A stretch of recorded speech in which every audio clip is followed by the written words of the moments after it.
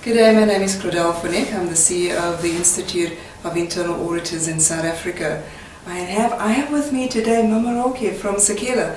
Sekela is a very, very interesting firm. They purely focus on internal audit, and as far as I know, this is the only firm in South Africa that has that very pure focus just on internal audit. Very welcome. Thank you very much for joining me. Thank you, Claudelle.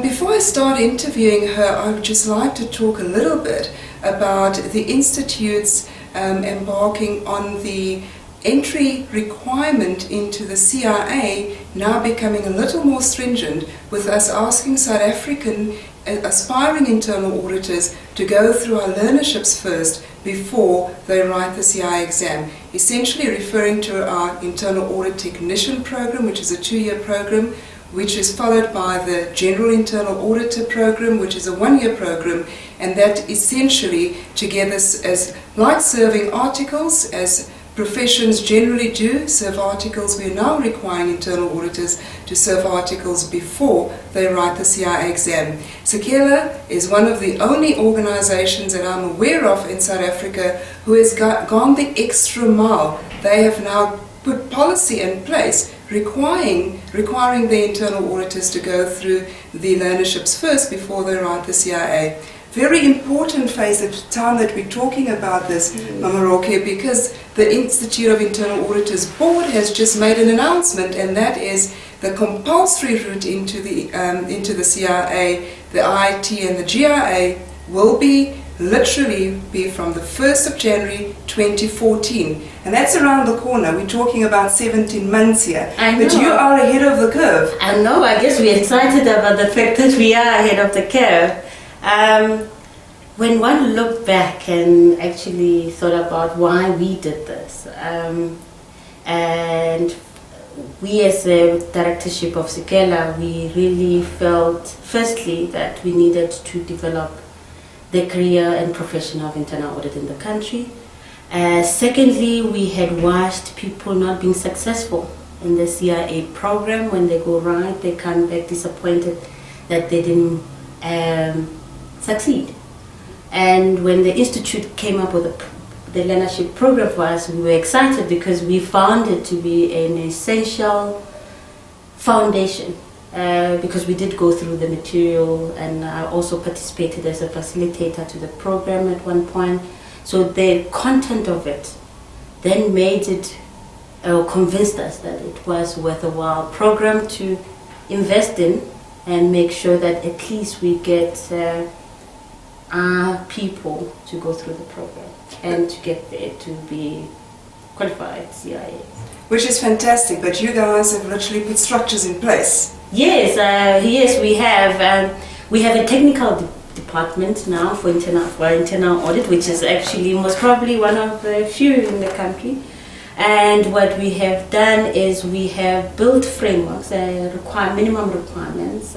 We've aligned this to the performance management process so that everybody understands how they will progress as an internal auditor, not professionally only, but within the organization. So we have also set the entry levels as to what is required, for instance, to be a senior auditor, which we call a senior consultant, a consultant, or a supervisor, which we call a senior consultant, so that everybody is aware upfront about the requirements and everybody can then work towards it.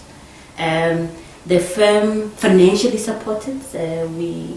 We have put money aside that anybody who's on any learnership that learnership is paid by the firm, and their on-job training is then facilitated by our managers, because everybody has to fill out the logbooks. So you get the managers to evaluate on-the-job development of the candidates on the learnership. So for us, from that point of view of having to establish structures, and I see it because I was one of the people who advocated for this to start a couple of years ago, and to have reached a point where we have structures in place, and thank you to our the department team who has actually done that for us. And now we're monitoring it also, so that we're able to intervene. I think that was one of the things that I think is the best intervention we've done, to just enhance a program, to have monitoring process, to make sure that you can intervene when feedback is received from the institute, and I think that was. I would think that would be very important. That is critical because as a youngster who pursues the career, you have two demands. One is you must deliver, because especially for us, because we have clients. Yes, yes. And then you have to balance that with having to also advance. And we have taken the view as a firm that the two has to be in balance and has to be in sync. Because the more the people are more qualified, the better advice and credibility we get in the market. So most probably the crux of it is that we believe that the professional qualification gives credibility to what we're saying, what we're selling, and also just the pride of belonging to a profession, and the learnership. The reason for me why also it was very attractive to us as a firm is that it actually recognizes you as a professional at different levels. So it doesn't mean you're going to sit for articles for 2-3 years and then nothing. Your first 2 years you're able to get your IIT professional qualification, and then another year you can get your GIA, then you can so you're actually continuously progressing as a person, and also it comes with that behind the name signature, I guess. And I think that's very important, and I would think that most internal auditors would want to be interested in that you actually, as you serve articles, when you complete one part of it, you actually receive a qualification. Yes. And a designation that you can put behind your name, which is very important. Which is very important, and especially as a professional. It's amazing what people pay for. They pay for the designation behind your name. Yes. So I think for the Institute, and I would like to commend the Institute for having had that foresight to see the benefit of doing that. Even as as a youngster, you're going through your career, you're able to be recognized outside. Even if you leave your firm after your 2-year learnership, you know that you're walking away with a qualification and designate behind your name. And I think that's one of for me, the most innovative and foresight. It is like we saw ahead how that could be of benefit to a youngster who needs to go to people and say, there's something behind who I am.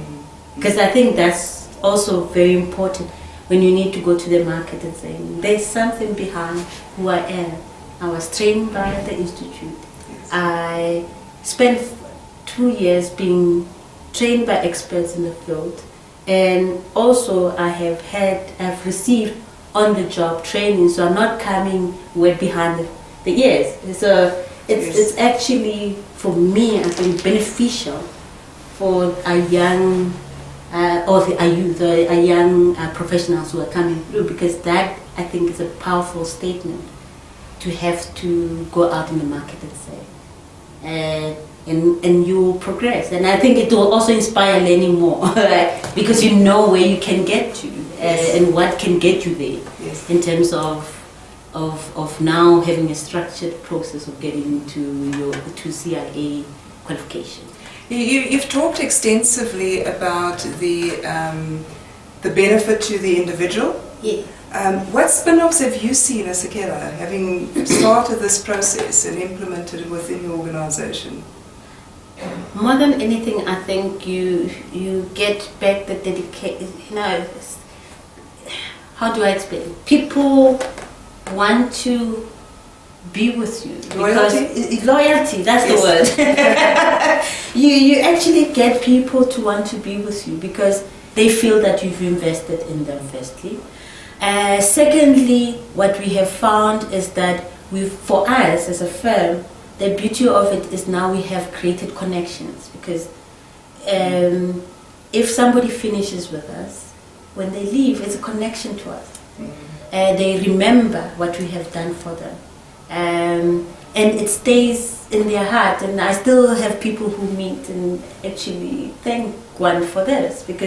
And you actually take it for granted and thinking, oh no, we're doing this for development and for people. But actually, every year, I always say to the intake every year, saying, when you look around you, you are looking not only to your fellow employee, but to your future client. So you actually create networks, because this is where you have a bigger intake of people who actually initially from the very beginning can learn to create network, which for them in the future will benefit the firm. Because those are your next generation of directors. Some of us have to now grow old and retire. So that for us, it's also part of having to build that culture of having to realize that networks are created even through your professional connections. Yeah. And that's most probably in my head one of the benefits that I think we've had as a firm. We have created clients outside of the firm. I think you look, firstly, you're hopelessly too young to start thinking about retirement. But you also touch on a very important point. A lot of organizations tend to feel that when they train people, we're going to lose the people. You know, we keep on investing in people and we're losing the people. But it is important for us to understand, especially in the South African context, that when we train for the country. Yes. And if all of us do that, eventually when people leave on my side, they go to your side. I've trained them, you've trained, so you do get trained people anyways. But there is a lot of investment that we need to make sure that we put in so that we can get the results that we want to in the future. Mamoreke, can I ask you, what advice would you give to organizations that embark on the process of implementing the learnerships in their organizations? Claudelle, for me, I think, firstly, this program, I would like to first emphasize what the program represents. If one believes in the greater good of this country and its potential, the program itself first is a cornerstone and a foundation to build on that. We are creating professionals who actually in the future can go out there and actually then plow back to the economy. So if what is fundamentally important is the planning. If you go into this for the first time, you need to then plan and be clear of the objectives of why you're doing it, and also implement systems and processes in place so that it succeeds.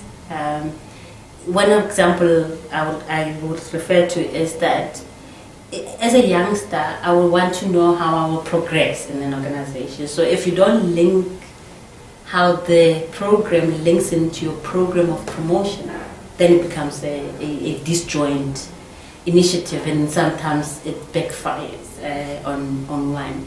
So planning, it's as I said, the heart to want to improve and feed into the system, as you said earlier, to make South Africa a greater place, and people who are dedicated to development of people, the passion of it. I think for us, we're fortunate that maybe the passion is just flaming in our hearts, and it was very easy to do that. But that planning is important, and the relationship one establishes with the institute, because there is great wealth and institutional knowledge to help one and carry you through.